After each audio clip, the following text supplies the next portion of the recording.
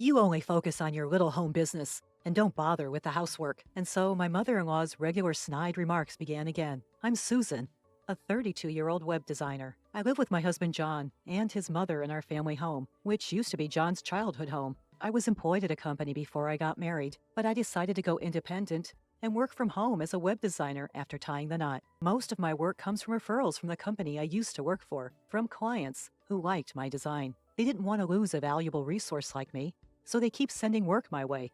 This setup is beneficial for both of us. I save on commuting time, and I had also wanted to properly manage my household duties after marriage. Both my former employer and I are satisfied with this arrangement. However, my live-in mother-in-law doesn't seem to find it amusing that I'm working. She's old-fashioned and often says, "It's common sense for a wife to become a full-time housewife and support her husband once she's married." It's different from those old days. Most households have both partners working now. John tries to appease her. "But you're earning the money we're living on. She needs to handle the housework properly," she retorts, seemingly unconvinced. "Your wife's not earning much with that home business of hers, is she?" Mother-in-law doesn't seem to understand my job and always refers to it as a home business. I feel like I'm managing the housework well in between my work, but she's discontented because my way of working is different from the full-time housewife she imagines. Maybe to her, who deeply cares for her only son, I'm the wicked woman who stole her precious son. She's been throwing sarcastic remarks at me since the beginning of our marriage. She seems to dislike everything I do. John told me that she's been relying more on him since his father passed away about 5 years ago.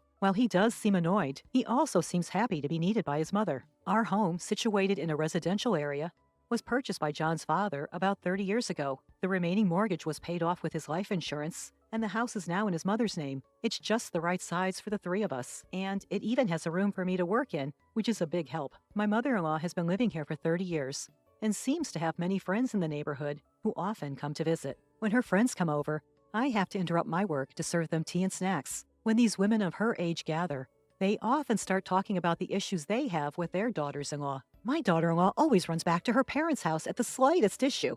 She's here only about half the year. My daughter-in-law spends money like water. My son is having a hard time. We even had debt collectors coming. It was terrible. Listening to these conversations from my workspace, I can't help but chuckle. They're all trying to outdo each other on how bad their daughters-in-law are. They never have anything good to say about them. The daughter-in-law here is amazing, managing both her work and the housework. When one friend praises me, my mother-in-law doesn't seem pleased. She's not doing anything great with her work. It's just like a little home business. I wonder how much she's earning. Huh. She intentionally says it loudly enough for me to hear. "Really? My daughter-in-law spends all the money she makes from her part-time job on herself," one friend shared. In response, another friend said, "The money my wife earns is hers, and the money her husband earns is for all of us." Everyone burst into laughter at this. "Things weren't like that in our day," my mother-in-law began, launching into one of her usual tales. I put on my headphones to drown her out. I've heard these stories countless times, and am tired of them. Even worse, they often disrespect modern wives, and I can't bear to listen. I block out the outside noise and focus on my work. One day, John announced he wanted to get a new car. "I've been thinking about getting a new car. Is that okay?" he asked casually during dinner. "Why do you need your wife's permission to buy a car?" my mother-in-law snapped. John hurriedly tried to placate her. "Well, it's a car for all of us.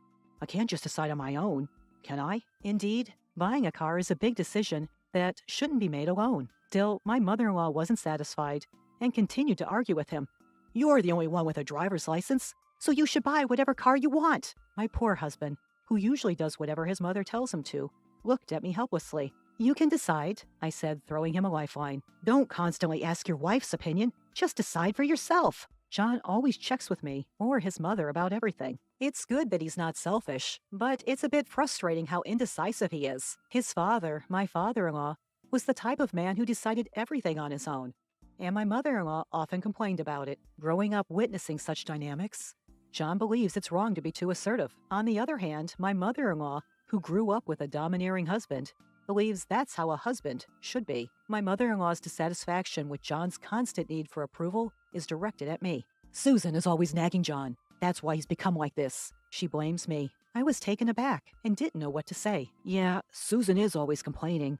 That's why I can't make decisions on my own." John joined in, blaming me. "But I didn't say anything." I defended myself, but it was pointless. John always takes his mother's side. We've been married for about 2 years, but he's never defended me in front of his mother. When she's not around, he apologizes, saying, "I'm sorry, you're really the most important to me, but I can't trust him anymore. He initially seemed considerate of me, but he never stands up for me. I'm starting to wonder if I need to reconsider our relationship. I'm worried about whether I can continue living with John. Kindness and indecisiveness are different things. I wish he would stand up to his mother. About a month later, John's new car arrived. "The smell of a new car is the best. Let's all go for a drive on my next day off," he said gleefully. His excitement was infectious, and even my mother-in-law seemed happy. "That's a nice car. It must have been expensive, right?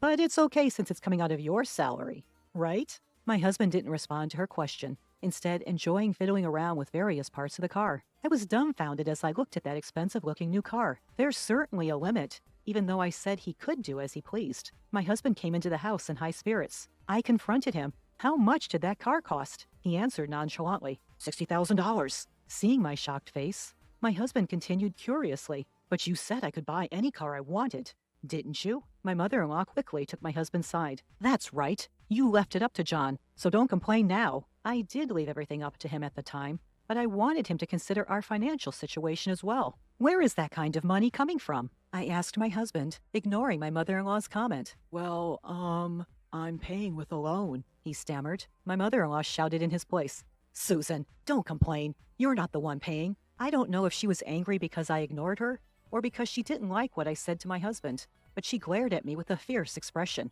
"You're a disagreeable daughter-in-law, always complaining about something, even though you're living off John's salary," my mother-in-law retorted with an unusually harsh tone. "I have a job, too," I shot back.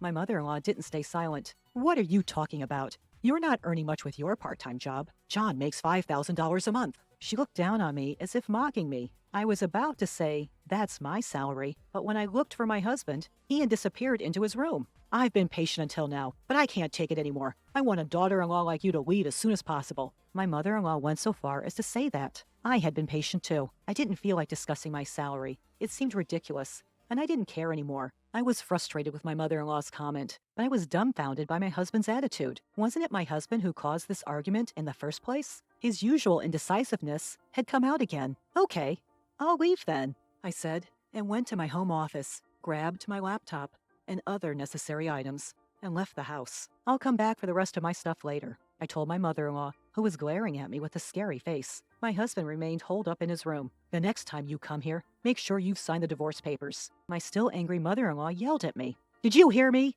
you useless lady?" It was the first time I had seen my mother-in-law use such rough language, and I was surprised. I ignored her and stormed out of my in-law's house. Was she angry because I said I would leave as she asked? Or was she angry because I confronted my husband about the money? Either way, it was a fact that I wanted to leave this house as soon as possible. Having stormed out of my husband's parents' house, I went back to my parents' house for the time being. "What happened all of a sudden?" My mother at home was surprised. "I don't know what happened, but you can stay here as long as you need to." My dad seemed to understand the situation by my unusual expression. I never heard from my husband afterwards. The man who used to treasure me before our marriage is no longer around. I can only think that I was foolish not to see a husband who only listens to his mother-in-law. I was feeling better after talking to my parents about what happened at my husband's house.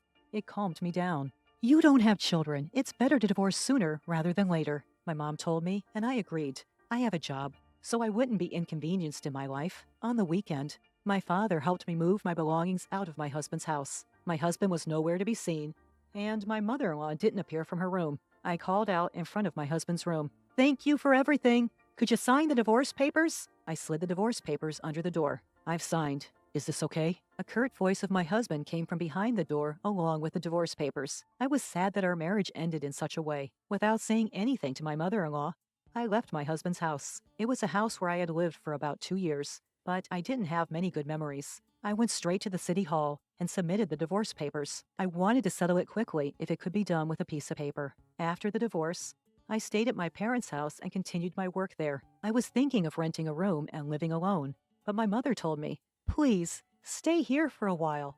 It's much safer than living alone." My father was also against me living alone. "John and his mom are strange. They might come to your house." I thought that wouldn't happen, but I felt at ease being with my parents at home. Fortunately, I can work from anywhere, so I decided to live at home for a while. About 2 months had passed, and I had almost forgotten about my ex-husband and ex-mother-in-law when a call came from an unknown number. Who could that be?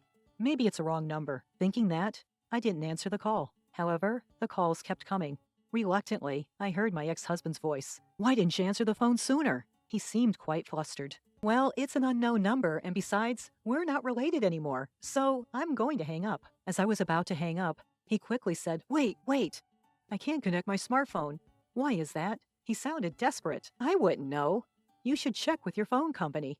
As I replied, I realized something. Are you by any chance not depositing money into your bank account? When we were married, I was depositing money from my salary into the account for paying public utilities. His salary was also transferred there, but it was such a small amount that it wasn't enough. He was selling health food products, but his basic salary was low because it was a commission system. People who get a lot of orders seem to make a lot of money, but he didn't do well. He was receiving almost only the basic salary, so only a few $100s was transferred to the account. I had been depositing money into the payment account at the end of every month, but for the past 3 months, it was only his salary. The argument about the car and me leaving the house was in the middle of the month. The payment for that new car might have already started. My ex-husband on the other end of the phone fell silent. I've been managing all this with my own salary. From now on, you'll have to figure it out on your own, I told him. I wanted to say, serves you right, but held back and hung up the phone. My ex-husband probably never told his mother how much he earned.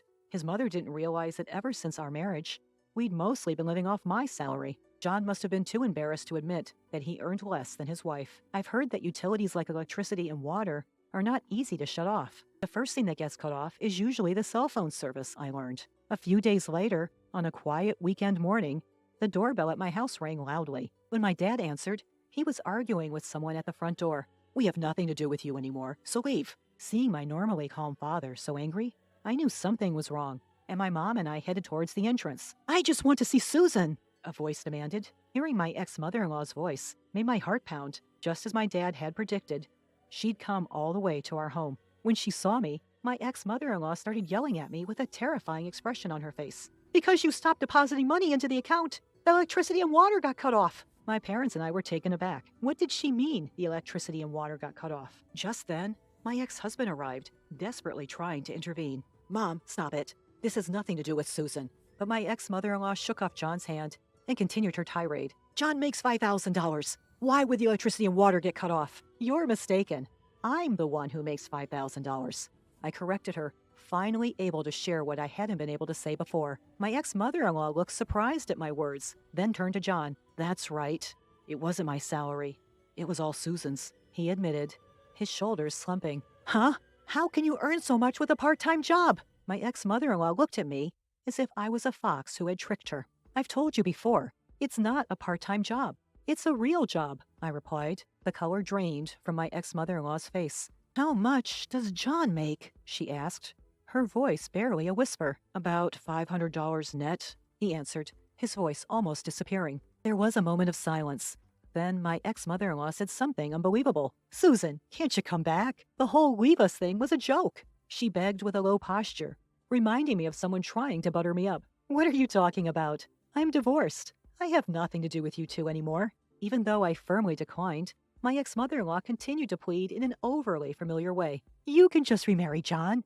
If we start the paperwork now, it'll be fine. My dad stepped in when I was too flabbergasted to respond. We're done with you. If you don't leave right now, we'll call the police. At the sound of my dad's intimidating voice, my ex-husband and ex-mother-in-law hurriedly left. If you show up again, I'm calling the cops right away. My father delivered a final warning as the mother and son wobbled away. What a bunch of uncouth people! My mother was astounded, but my father seemed even more furious. I'm glad you got out of that marriage, Susan. A while after that incident, I got an update about the ex-family from one of John's friends. In the end, John had sold his family home and land and moved into an apartment with his mother. The new car he'd barely used had been sold too, and the proceeds from the land sale had gone to pay off the remaining loan. He'd cleared his debts, but instead of settling down to work, John had blown all his money on gambling. Having squandered the money from selling his family home, he'd disappeared without a trace. His mother, left behind, had developed dementia and been placed in a care facility. I'm doing well in my job now and living alone. I've recently started dating a man I met through work. He's understanding about me being divorced and is very dedicated to his job. He's definitely not the kind of guy who relies on his wife's money to make expensive purchases, like John was. We're not engaged yet, but we both feel like we could marry each other.